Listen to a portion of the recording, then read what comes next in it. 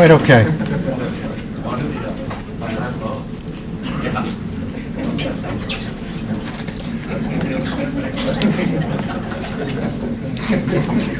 Well, thank you all for coming out. This is the 107th time that LRH has had a annual community meeting, and so I always admire everybody coming out, particularly on a night like this where it hurts a little bit as you stand outside.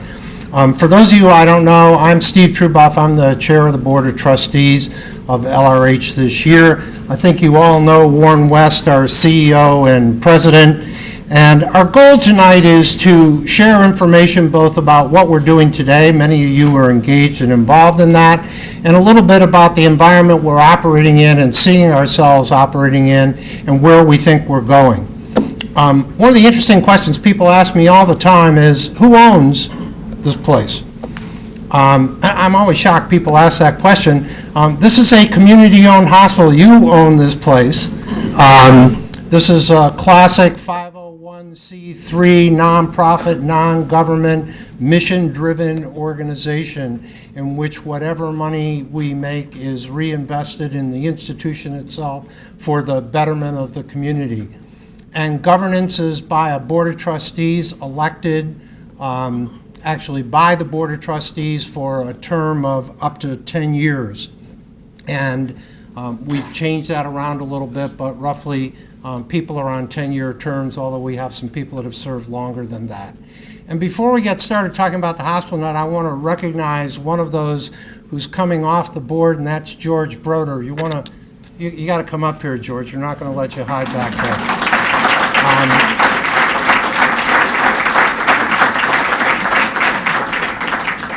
You get paid very well for being a trustee. In fact, your salary doubles every year. 2 times 0, you can figure out how it works. George, I'm going to let Warren talk about more of the details, but I've been on the board for a number of years with George when George was a member, when George was the chair, when George came back on the board, and actually, I don't know whether you were on the board and building the building at the same time. 50-50. 50-50, right? George was also the construction manager for the medical office building, which came in under budget and on time, which is a rare commodity in any kind of building. So Warren, why don't you say a few words and make the presentation? Super. So George has been with this institution now for about a decade and a half, serving us in various capacities. Came on board in '97. And if those of you who think about our history, give or take 97, 98 is when the institution was thinking about a new hospital. And George came on board just about that time and worked with leadership, and I know he was in the room when they made that very controversial decision to facilitate a new building here in town. And I know that was a little challenge for the board. I think it was an 8-5 vote, something I certainly wouldn't want to have to walk away from. But thank God they made that decision, because this is what we have today. And it was probably the best decision that board made at the time. Through the years, though, George has certainly been in a leadership role and had some challenges. Right after they built the new building, there was a couple of challenges associated there with the contractor and getting the job done right, and George was instrumental in helping the institution get through those challenges and get the building fixed. Soon thereafter, if I'm not mistaken, the institution started having some major financial challenges, and George and the leadership team of the board helped through those challenges. I think George has seen 2 CEO changeovers here that were challenging to the organization. So George was on the board from '97 to 2006, at which time he came off the board and became an owner's rep as we built what I like to call the house that George built, our new medical office building. And then on 2010, he came back onto the board and has served us very well for the last 4 years. So this man has been instrumental in what we have here today, and I want to thank him very much for his support. Thank you. And as always, our tradition is your chair, sir. Oh. Excellent. I knew you'd like that. Thank you, George. I'm going to take it over there. You can take it. It's yours.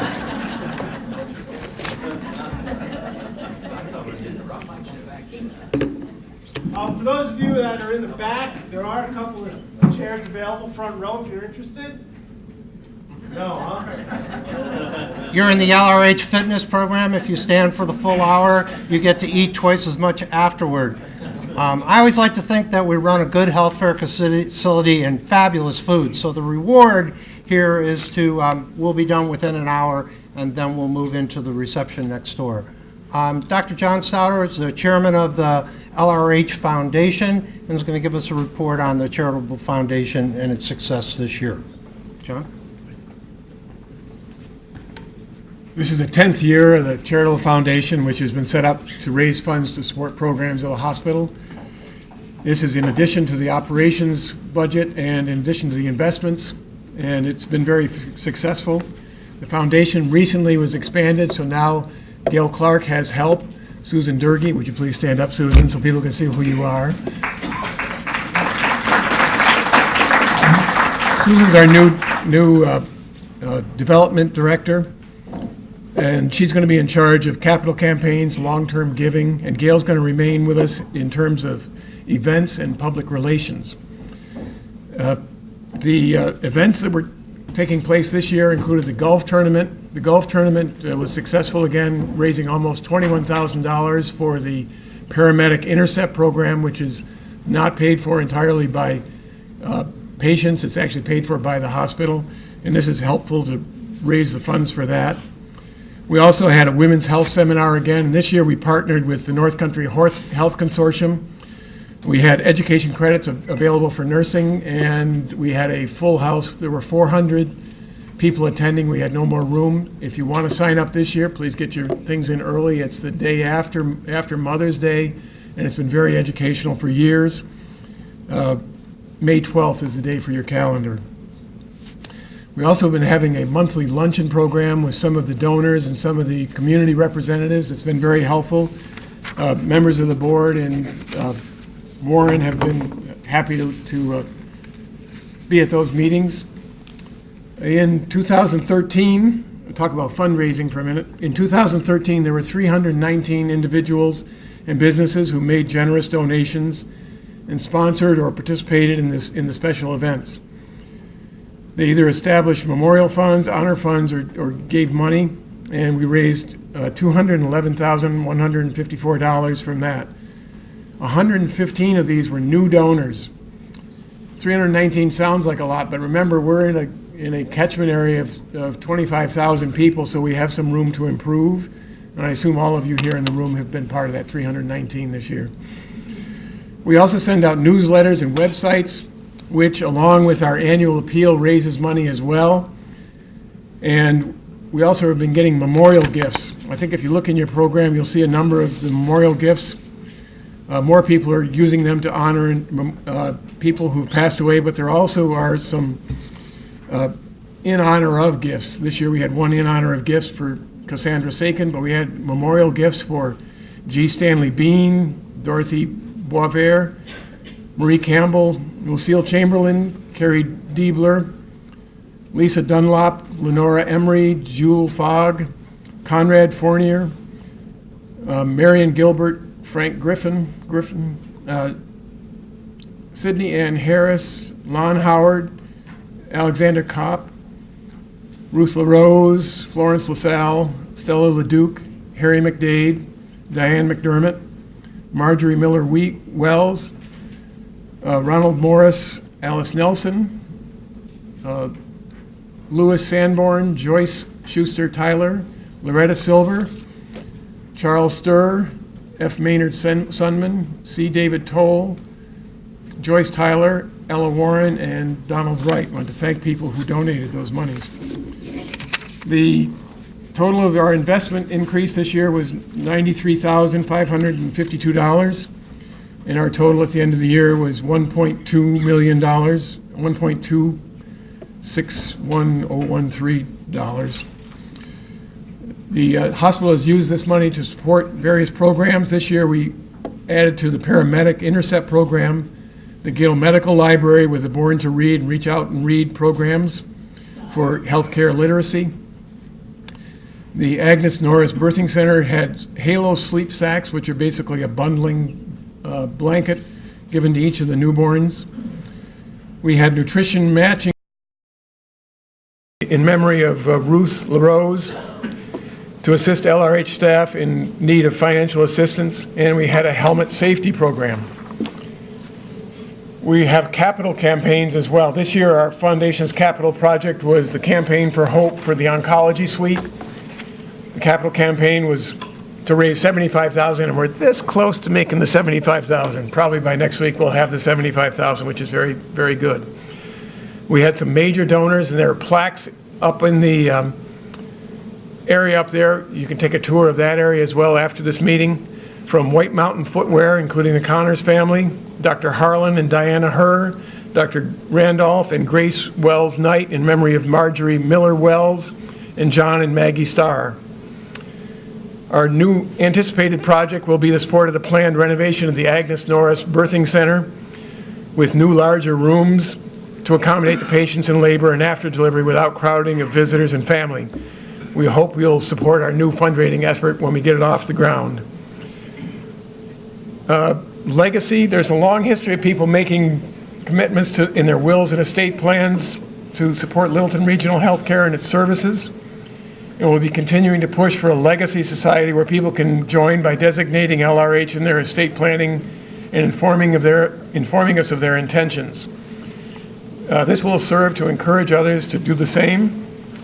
Our endowment funds, we still have our LRH 2000 Capital Fund, but in addition we have some specific endowment funds, the H. Taylor Caswell Fund, the Paul J. McGoldrick Family Fund, the Honorable Judge Peter Smith Fund, and the Fran Heald Endowment, which presently is supporting the volunteer program with Holly Lakey's alternative medicine program, which has been very successful.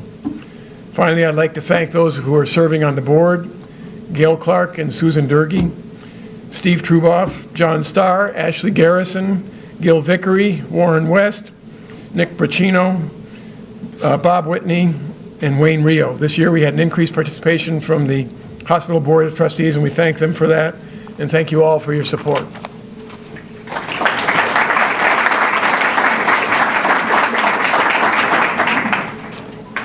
Next report is the auxiliary report. Everett Aldrich, President of the Auxiliary.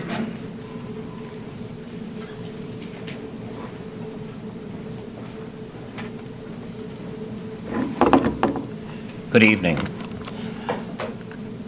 Following a 100-plus year tradition, this is the annual report of the Littleton Regional Healthcare Auxiliary. Throughout the long history of the auxiliary, the caring and sharing of people, resources, and ideas has contributed to the betterment of the hospital, the community, and the quality of services. Each year provides the auxiliary with new challenges. Each year provides the auxiliary with new challenges of, of fundraising and supporting the LRH and the auxiliary mission. 2012-2013 was a very good year for all. The auxiliary is very sound financially, with assets of about $140,000, a very strong board of directors, and an incredible membership. We faced the challenges of a new year. It was a year of change. With new officers, new ideas, and recharged energies, we moved forward into a new era for the auxiliary. Our first major change was communication. Under the watchful eye of First Vice President Cindy Mitchell, the newsletter was produced and distributed via email. These newsletters help keep all of our membership better informed and more current on our activities. We expanded distribution to include Littleton Regional Hospital employees, volunteers, and the administrative staff. A few auxiliary members who are not electronically connected still receive newsletters the old-fashioned way via the mail. This whole process was facilitated with the cooperation of Gail Clark and the Community Relations Department. Gail joined the Auxiliary Board of Directors this past fall as publicity chairman, and will expand distribution and will continue to upgrade the quality of our newsletter. We will expand the distribution to medical offices and fellow auxiliary presidents through the New Hampshire Association of Hospital Auxiliaries. Although the board continues to meet monthly, We also use email to conduct business on a regular basis. Electronics have also opened up a whole new world of reminders, event postings, and sharing of ideas. Last year, I reported that the auxiliary had rewritten their bylaws. As a follow-up to that process, the bylaw committee felt that in this period of changes, it would be helpful to create a working guide for all board officers and committee chairpersons. Much hard work and many rewrites, we now have completed this process. This guide provides history, contacts, agendas, avenues of reporting, and suggestions for improvement. It was a long and very difficult task to pull all of this information together, but the result hopefully will clearly define tasks as well as aid in recruitment of future officers and chairpersons. Many thanks to Joni Perel for all that coordinating and the typing. There are master copies with the presiding officer and secretary and mini packets for all officers and chairpersons. Our mission to educate was facilitated with the presentation of 2 open meetings for membership and the public. The first was an open forum discussion of the New Hampshire legislature presented by Representative Rebecca Brown. This informal event was well attended, full of useful information, and certainly eye-opening to all who were there. Our second event was held in conjunction with the Connors Medical Resource Library and funded in part with a gift from the Connors family. The presentation on ticks proved to be a lot of fun, very informative, and also well attended. The entire program was rebroadcast on Channel 2 several times for those of us who were unable to attend. This televised edition proved its worth through the very positive feedback received following broadcasts. In support of the future of healthcare, the auxiliary has a very active scholarship program. This past year, we tried a new approach to the presentation of these scholarships with an open house. All recipients and their families were invited to a reception hosted by the auxiliary and were introduced and presented with monies to support their continued education. 8 high school seniors and 2 hospital employees received a total of $10,000 in scholarship funds. This was a very positive way for all of us to meet. Many thanks go to Marion Edmonds and her committee for their hard work and the great evening. Joni Perel, Kay Lufgren, and anyone they can recruit spent countless hours weeding, pruning, planting, deadheading as part of the maintenance of the hospital grounds. This was evident at the Garden of Memories event held in May. This program has replaced the Tree of Lights previously held in the very busy month of December. With record attendance and a very meaningful program, many got to reflect and remember past loved ones and life's triumphs. This program will continue with its Green Memorial theme in the future. Many thanks, Mary Jane Merritt. We thank Mary Jane Merritt and her committee for such a fitting tribute.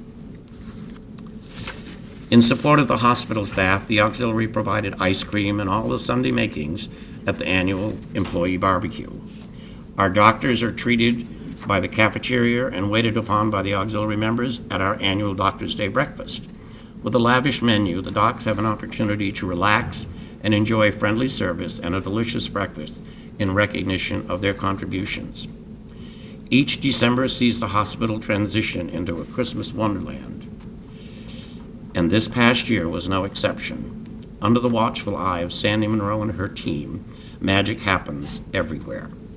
A more subtle service is provided to our patients, with the auxiliary providing sweatsuits for patients who are in need of clean attire following accidents or procedures. This program has expanded to include some of the outpatient procedure areas because of need. Our efforts were noted with a generous donation and a thank you from a recipient of these services. In more public ways, the auxiliary supports and coordinates with the hospital volunteer program. This 200-plus powerhouse presence at the hospital is invaluable. By contributing over 10,000 hours of volunteer services, these men and women are an irreplaceable asset to Littleton Regional Hospital. A sincere thanks to each one of you for all you do and continue to do. Another huge project supported by the auxiliary is the Caravan Program. This valuable contribution to the community provides transport for many who would otherwise have no means to get to appointments, secure prescriptions, or get to the hospital for scheduled procedures. If Gail Clark would come forward at this time.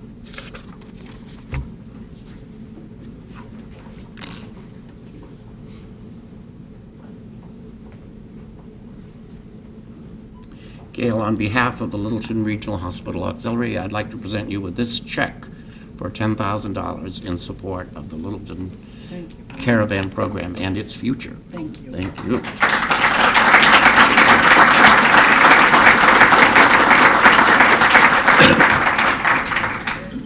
It must be obvious at this time that all of the projects must get paid for. Consuming lots of long hours, headaches, and arm twisting is the fundraising task of the auxiliary. Our largest and most profitable fundraiser is the Moose Ledge Gift Shop and its partner, the medical office building, Little Moose Kiosk. Under the most able management of Maggie Starr and her volunteers, this very time-consuming project has contributed greatly to the assets of the auxiliary. Also contributing this past year was the very successful quilt raffle and Marion Edmonds' forever popular Christmas cookie sale. Thank you to all who contributed to these fundraisers and in doing so, continue to support the auxiliary's many projects. All organizations face difficulties in increasing or maintaining membership. The auxiliary is no exception. Having lost six very hardworking members to the great auxiliary above, the membership chairman in Kathy Lewis, presented a proposal to adapt membership dues to include couples and recognize long-term memberships.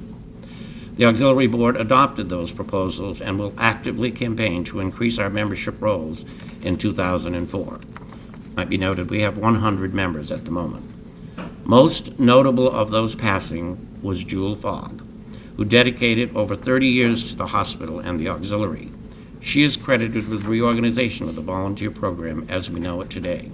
In her memory, her family gifted to the auxiliary and volunteers a portion of her special collection of bone china teacups. These teacups have and will continue to be used in her memory, as well as displayed appropriately in the gift shop area. Thank you to the Fogg family. In conclusion, I'd like to say that this past year has been a true challenge, but with strong support of the hospital family, a very active auxiliary membership, and continued community support, what started out to be a year of change has rewarded us with true success. If you're impressed with the programs, projects, and accomplishments of the auxiliary, I ask you to consider joining us in the adventure that we face in the coming year.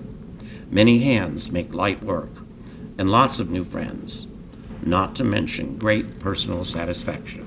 Thank you.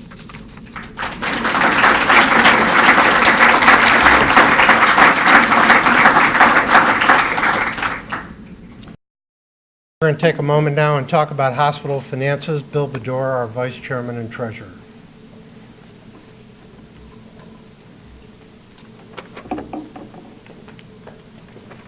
Thank you.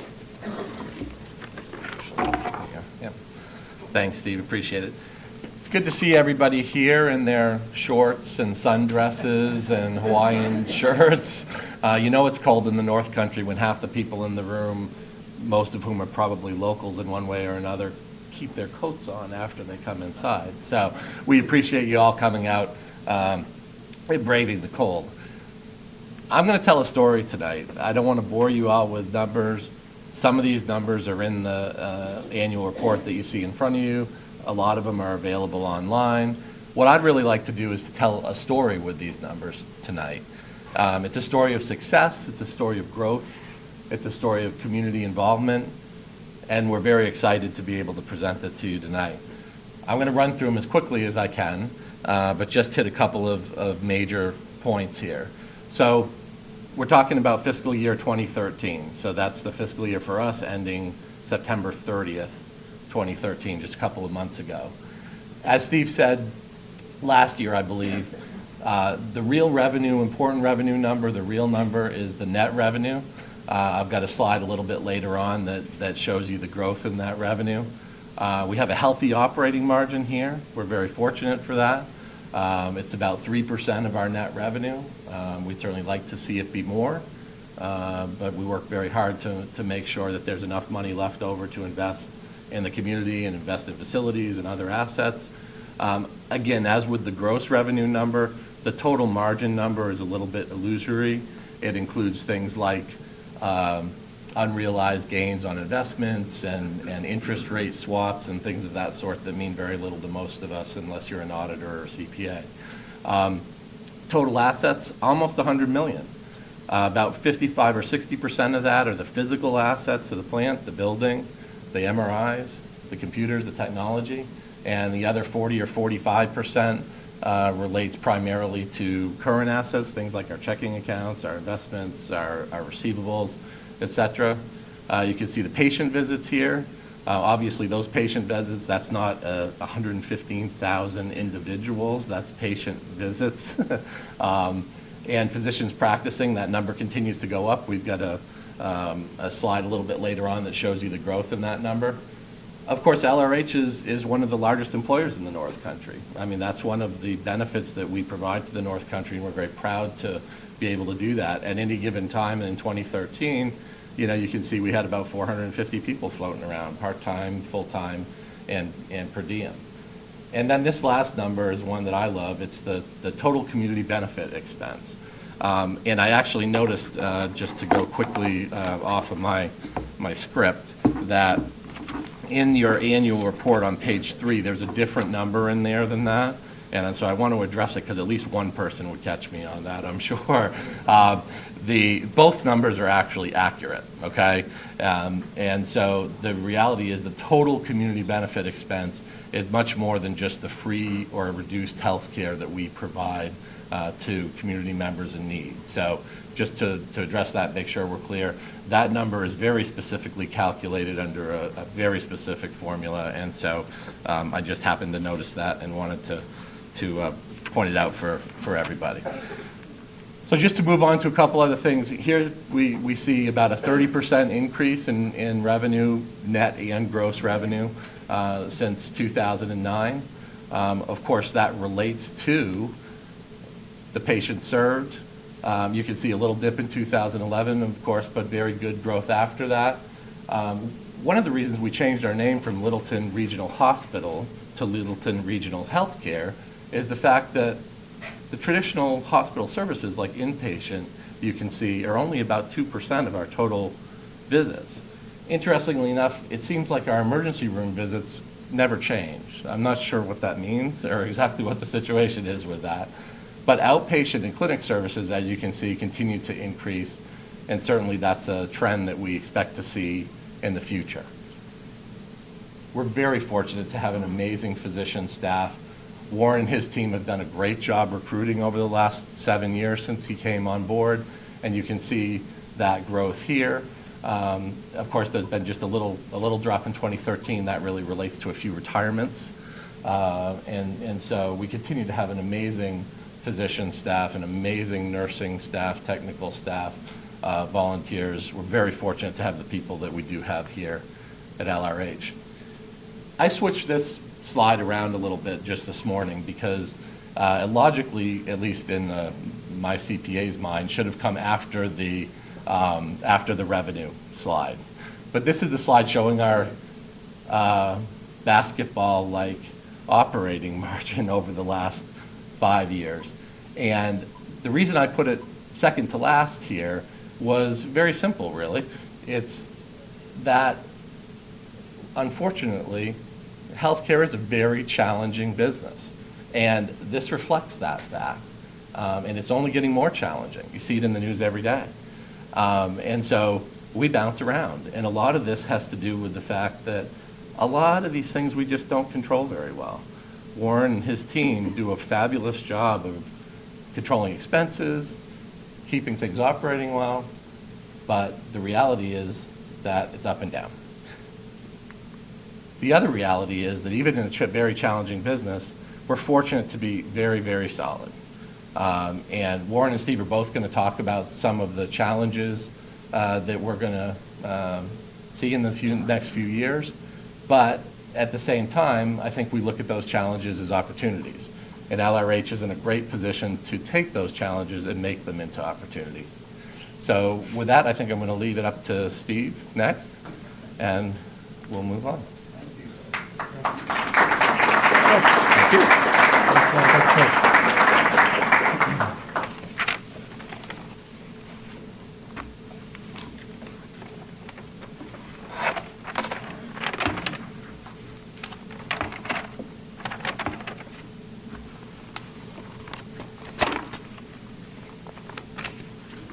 Got a lot of paper left over up here.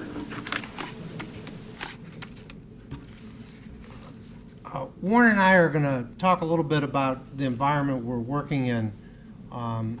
It's easy to sort of lose sight in the day-to-day of what we're doing to try to get some framework. You don't have to read a lot of newspapers or magazines to know that healthcare is a huge topic in America, and we're not, even though we're out in the country, we're very much a part of the challenges of that system. Give or take, depending on who's counting, healthcare represents 5% of the GDP. You all remember from your first course in economics, that's the gross domestic product, or all goods and services produced in the United States. What's interesting about that number, it's more than defense spending and non-defense. It's more than Social Security. It's more than all mandated programs together. I didn't put in, I've got tons of charts that show an arrow that looks like a ski slope going the other way that talks about how fast those costs are going up. For those of you who had the pleasure of reading the 28-page article by Steve Brill in Time magazine that talks about $10,000 bandages and all the abuses of the system, supposed abuses, the fact is the costs are very high and the costs are going up at a phenomenal rate. At the same time, while mortality rates, these arrows are not in proportion, mortality rates of hospital admissions have gone down a very small percentage. The cost of that have gone up thousands of percent. And so what's happening is we have this curve that's on the way up very quickly, and there's nothing that can stop it. And we as a society can't afford to pay for it. Something has got to give. And what all the conversation about it is what's going to give.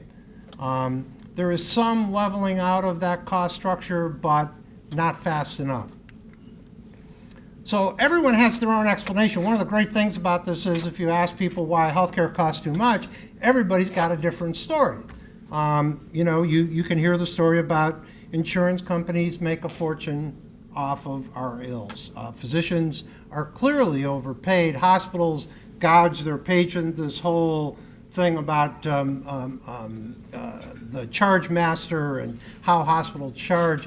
Of course, if you looked at Bill's numbers carefully, we only collect about 50 to 60% of what we bill.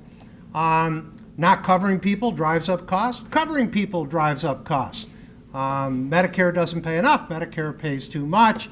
And of course, that I could do pages of that chart, including such things as the medical devices we buy in this country at wholesale that are made in Indiana, we can buy in Belgium at retail for half of what we pay at wholesale in this country. Or the fact that Medicare doesn't negotiate drug prices, or a whole lot of things like that. The fact of the matter is there are dozens of things that are driving up the cost of healthcare. And what everybody wants is a simple solution to a complex problem, and nothing like that exists. The truth is everybody's a little bit right and everybody's a little bit wrong.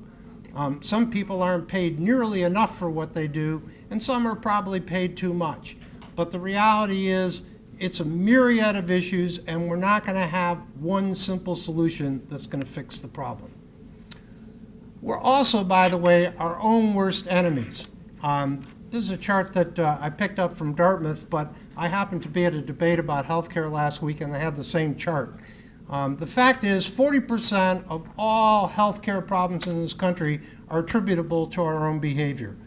Smoking, sedentary lifestyle, and overweight are the killers.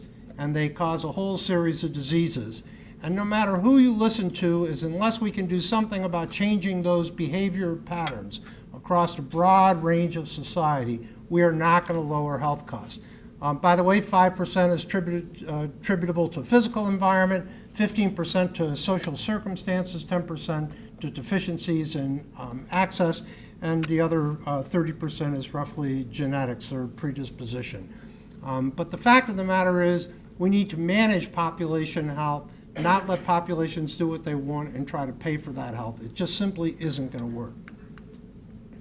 The interesting thing is, most people that are in the business sort of get where it's going and understand the pattern, but the details are a little murky. For our planning purposes here, and we've been working probably for 3 to 4 years now, trying to pull together a strategy of how we respond to going forward. The details, while murky, there are some patterns here. The first is, nobody's going to pay us more for what we do than we're getting paid today. There are a few things that we might get paid more for, but in general, the payment for the services we provide is on a downward trend on a per-service basis.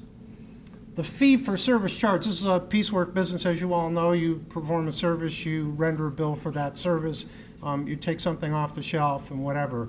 That model of fee-for-service or piecework probably isn't going to disappear completely, but at some level there's going to be some form of population-based payment, first by Medicare, then by Medicaid, and ultimately by private insurers. And what that means, whether you call it capitation or population-based management or whatever, we're going to get $5,000 or $7,000 or $8,000 per life to manage 1,000 lives or 5,000 lives or 10,000 lives healthcare. And if we spend less than that, we're going to keep the difference. And if we spend more than that, we're going to end up paying the difference. How long it's going to take to get from here to there remains to be seen, but there are a series of national experiments like that that have been going on for half a dozen years, and it appears that it can be done and it can work, but it's going to have a huge impact on how we operate. Medicare is going to demand more every year and pay you less. That is the model. Those of us who are old enough and have the pleasure of being on Medicare understand the difference between what people bill and what actually gets paid. There is no percentage relationship. The numbers are too small. But the reality is Medicare is going to pay you less for everything you do, and they're going to demand more for that. The regulatory environment for rural America, that's us, is very uncertain. We are a critical access hospital, and that means that we get paid on certain costs rather than fee for service. Supposedly we're supposed to be 25 miles away from each other and meet a bunch of characteristics. The truth is there's a lot of hospitals that don't meet those characteristics, and we don't know whether that's going to continue. We don't know whether federally qualified healthcare centers like Amanuenseck are going to get a check from the government like they've gotten for many different years. And so all that's sort of iffy. We know that the number of people practicing medicine isn't going up proportional to the population. Medical schools were supposed to grow. The truth is, if you're a university president, medical schools lose money. They're complicated. They have lots of people in them. They have equipment and facilities. If you're a university president, what you want is another business school. All you need is a couple books and computers, and you can charge almost as much. And so the truth of the matter is we are not generating enough physicians and healthcare providers to serve the population, and there's a huge shortage, both in distribution of where they're located and total numbers of people. The cost of providing services is increasing. Each piece of equipment, they used to come at $50,000, then $100,000. Now they start at $1 million, plus you spend $1 million on the room you put them in. The fact is, equipment is more and more expensive for us, and that drives cost up. And finally, competition and transparency is becoming the new norm. At the debate I was at, the head of Geisinger, which is a huge health care delivery system in Pennsylvania, was there, and they've gone to flat pricing. Not on everything, but lots of things. You know, X for the colonoscopy, X for the knee replacement, so much to have the baby, flat fee. If it costs more, that's their problem. If it costs less, that's their benefit. we're going to see more and more of that, and we're going to see it available publicly so people can shop. And we all know that shopping, very much like people that go to kayak to shop for airfares, they are going to go to hospitals and shop for healthcare costs, and it's going to drive prices down. And in fact, it's coming up on our patient portal, but we're very close. You'll be able to put in the procedure you're looking for, the insurance you have, and we'll tell you what the average person pays for that. And multiple hospital and delivery systems like us are going to have the same thing, and that's going to drive our pricing down. So what do we need to do? There's no question spread your overheads over a wider base. I mean, the truth is building $100 million or building $110 million doesn't really cost a lot different. And so the bigger base of business you can drive your overhead costs, and that's billing and back office and IT and certain types of facilities and equipment utilization and all those kinds of things. And so there's a huge push on for people to work across the broader base of business. Some people talk about regionalization or expansion in various kinds of ways. And you're seeing that. The big mass providers around Boston have all crept up along the New Hampshire border. The New Hampshire guys are creeping down along the Mass border. People are expanding the nature and scope of that. We just don't have any more people. I mean, we have what we have here. And so for us, expansion means geographic expansion. And we are exploring ways to affiliate, amalgamate, partner, venture, somehow work with those people that we compete with today in order to rationalize our services. The truth of the matter is we don't need an MRI every 25 miles. We don't need a 64-cut CAT scan every 25 miles. We don't need a lot of things that we have. So if we have one that's 50% utilized and the next person has one that's 50% utilized, we would do a whole lot better if we had one that was 100% utilized. Of course, the devil of that is who's won, and those are all things that we're trying to rationalize and work through with other parties in the North Country. And finally, as you think about all those things, you say to yourself, well, how do we continue to preserve our service to the community? And the truth is, we can't be all things to all people all the time. There are limits to what we can do in the size and scope of our activities, and we're trying to decide where those limits are and how we reach those. Let me just say, people say all the time, we have great staff, right? I ran a business, and we have a great staff. We really do have a great staff. You can tell I'm not in Franconia all winter. I've been in South Franconia. I'm in Florida. And we have a hospital there in the community that I'm in. It's a small to mid-sized community. Last month, the average wait time in the emergency room from the time you arrived at emergency until you were admitted to the hospital, if you needed to be admitted, was 6 hours. The average wait time in the emergency room was over an hour. That is an emergency unto itself. And the reality is, the level of service that people receive here, the quality of the care that they get, the caringness of the people, I hear it all the time, really is exceptional. And more importantly, I think our staff understands what's happening and how things are changing and is cooperative in that process as opposed to resistant, which is really part of the challenge of changing the way healthcare is being delivered. As Bill's pointed out and everybody's mentioned, we really are in a salt. We've been able to make money every year, not as much as we'd like, but enough. We are not heavily indebted. We have almost as much cash as we have debt. So we have a lot of flexibility to build and do the things we need to do. We have modern facilities. I happen to be here the day that some people from Dartmouth were here who are interested in pain management. And they were blown away by the quality of the facilities, the new infusion facilities, the access to a whole bunch of things we have here that other people just simply don't have. And so what we like to say, we think we know what we need to do, but the details are a work in progress. We think it's a good time for us. We think we'll do well in that, but there certainly are challenges we're going to continue to face. Warren?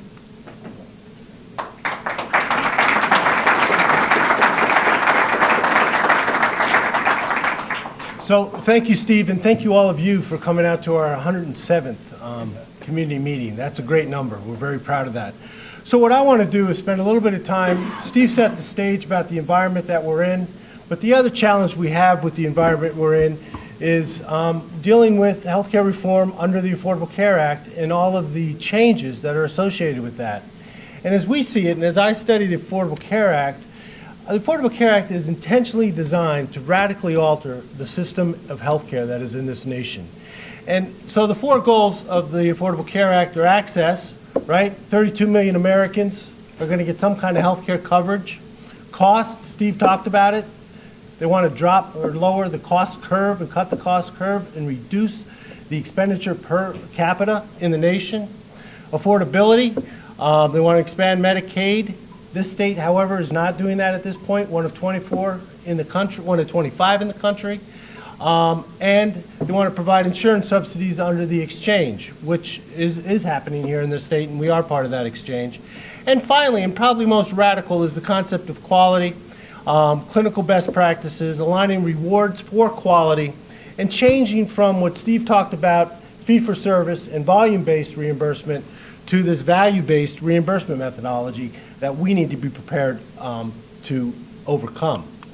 So if you think about where we are today, we've got the old growth model of fee-for-service, and we're sitting right here in the middle of trying to transition from an old growth model to a new growth model.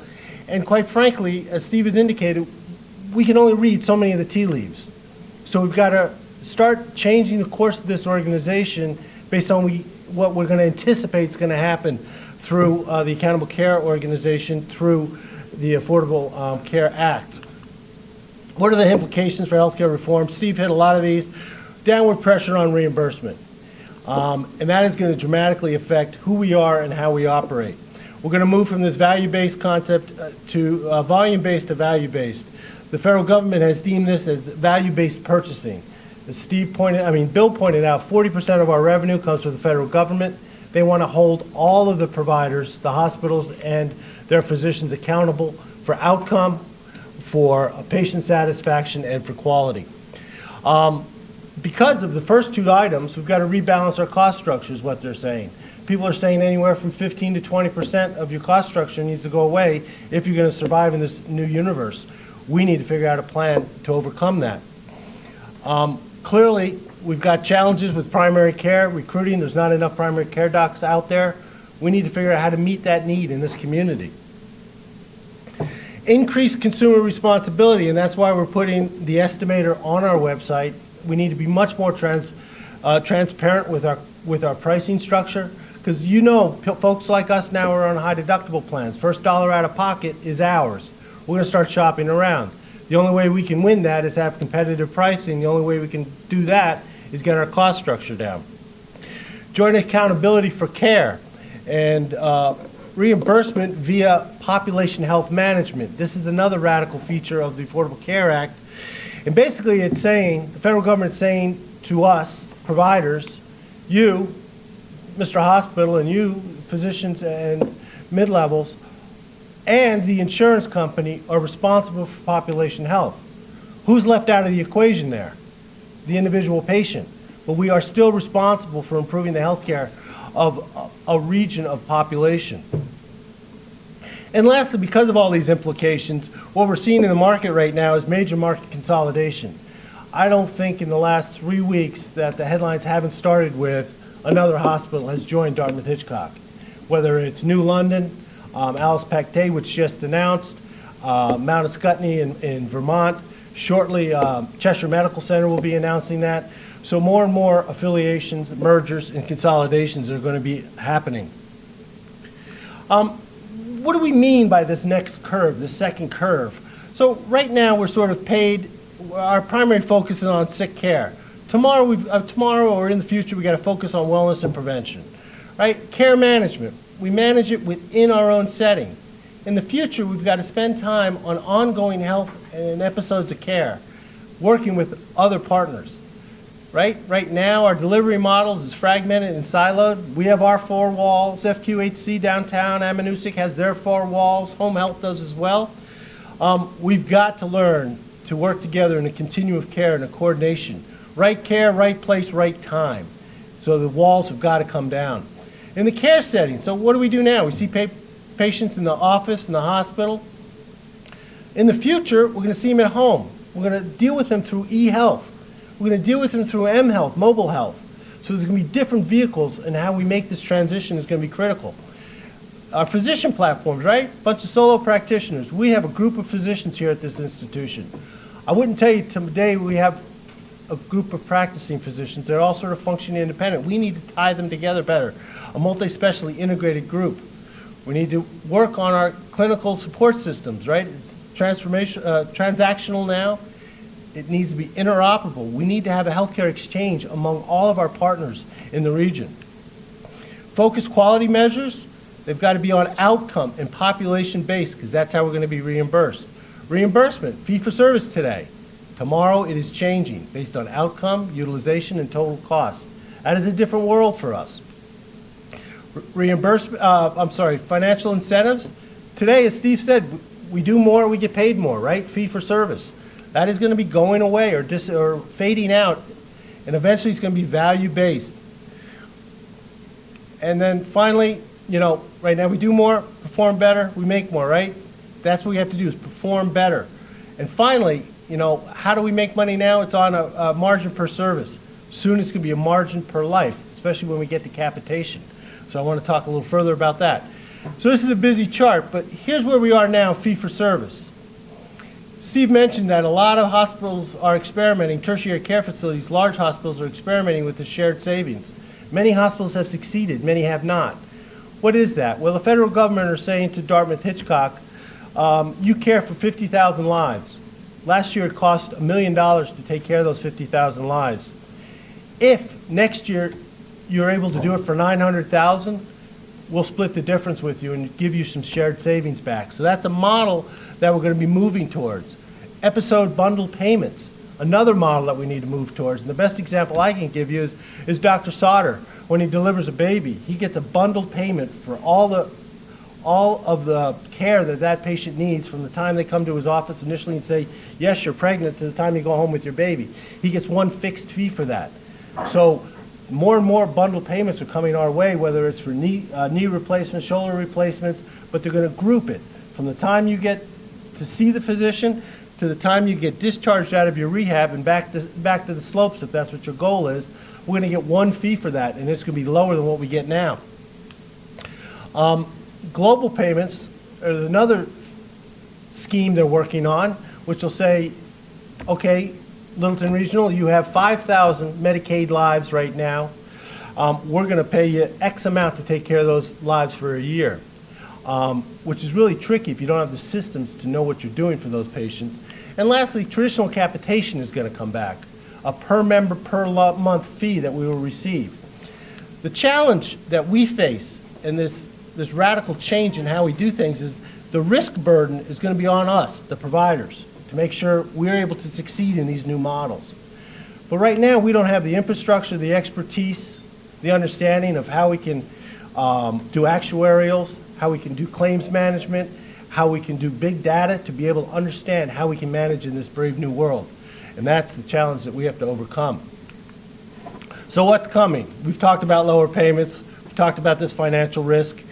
Talked about the inability to shift cost. A number of hospitals, not us yet, are getting downgraded because the revenue stream's not there and they haven't gotten the costs down. And really, what is going to happen down the road is we've got to focus on size, scale, and systemness. We've got to develop a system in the North Country of healthcare different than what we have today. Success will require efficient operations. We've been working on that for years. Strong physician alignment. You saw the numbers. You saw what we're doing with our physicians. Effective clinical transformation, where and how and when care is provided. And finally, most importantly, we need to learn how to manage beyond our four walls of the hospital, which is what we do today. But tomorrow, it will be a different world, and we've got to figure out how to do that. So what are we doing? Our biggest challenge is to make sure we fulfill our mission. That's the goal of the board and administration, to make sure we fulfill the mission of Littleton Regional Healthcare. We've got to learn how to manage health of a regional population. And what population do we have? Upper Grafton, and Coos County. What population in the state is the least healthiest? Oh, I'm sorry, Upper Grafton and Coos County. So that will be a real challenge, but we have to learn how to get people healthier. Keep them out of the hospital, keep them out of the ED, keep them out of our physician offices. That's the game in the future. So we got to build scale in the North Country in a unified system. We got to make sure we have a sustainable healthcare system in the North Country to service our patient population.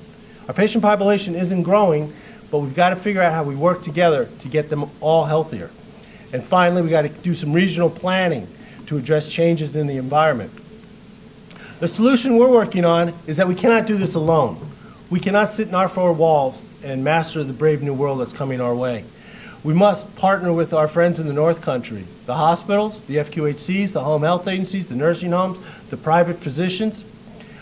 We must reinvent healthcare in the North Country as we know it today. I don't think any of us would recreate the system we have in the North Country as a health system. We'd say it's not working. We'd say we have 4 hospitals that are competing with a stagnant population. We'd say we have 3 FQHCs that are sort of competing and collaborating, if you will, with the hospitals. We've got nursing homes, we've got private practitioners. We need to redefine how we do our work. And finally, because of the challenges with risk and taking on risk with the new payment mechanisms, we've got to partner down the road with the tertiary care facility who has practiced in ACO, Accountable Care Organization pilot programs and have succeeded because they'll have the big data, they'll have the information we need, they'll have the experience. So the board has authorized me to work first with the 3 hospitals in the North Country to figure out if we can come up with a new organizational structure where we can systemize healthcare in the North Country, where we can rationalize healthcare in the North Country.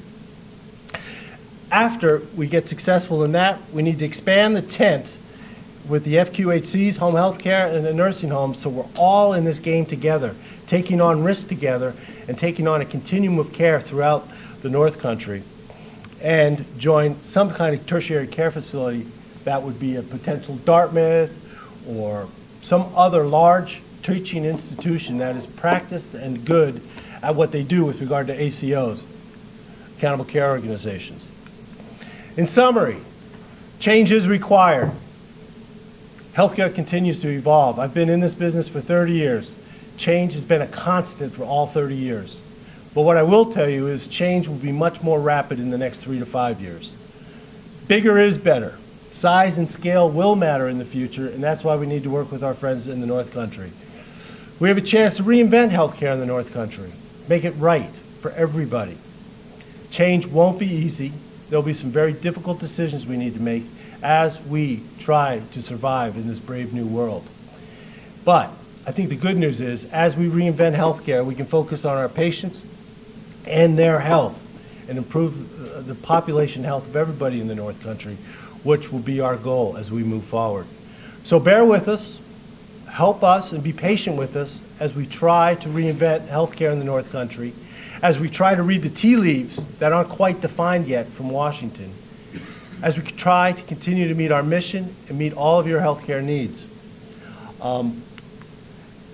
We have been on the right track, as Bill and Steve have both said. We just need to continue to move down that track so we don't get run over, and we won't.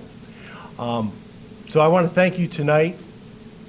I want to say it is an absolute privilege every day to come to work and support and serve all of the family at LRH.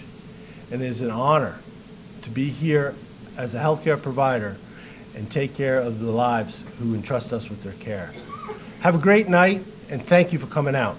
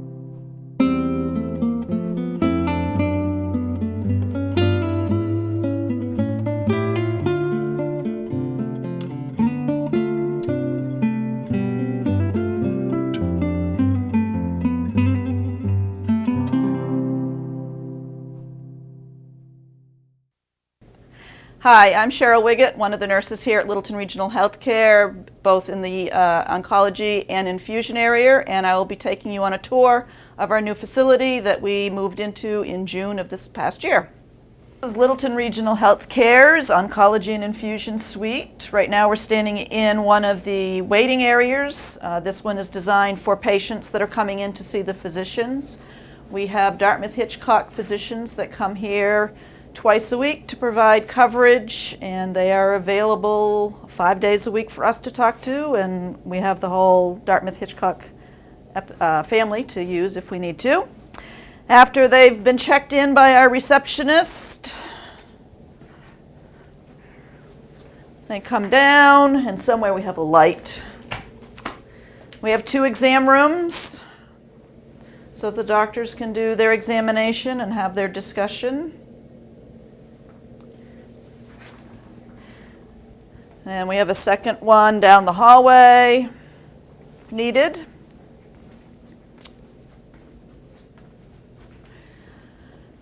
And on the other side of the waiting room is the second waiting room. This is basically designed for patients that are coming into the outpatient treatment area, which is what we're standing in now.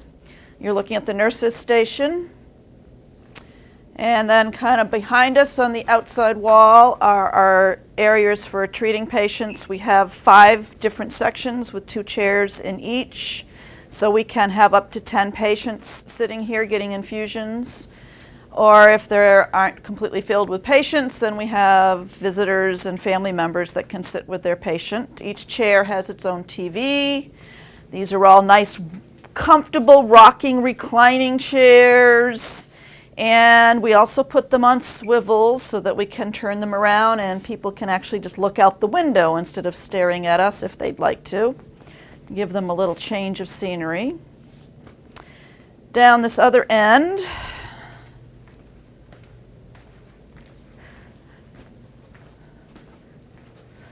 we put in one room, give some light here.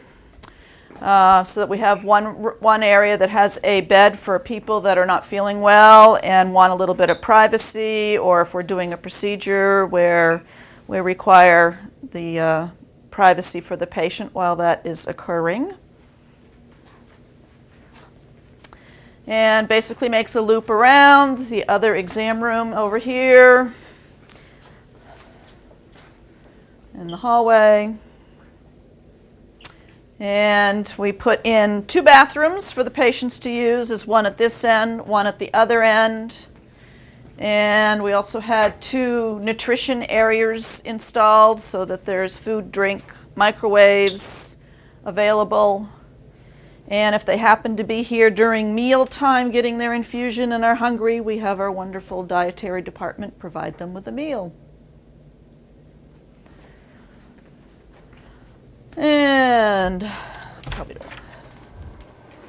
And we also built a medication administration area.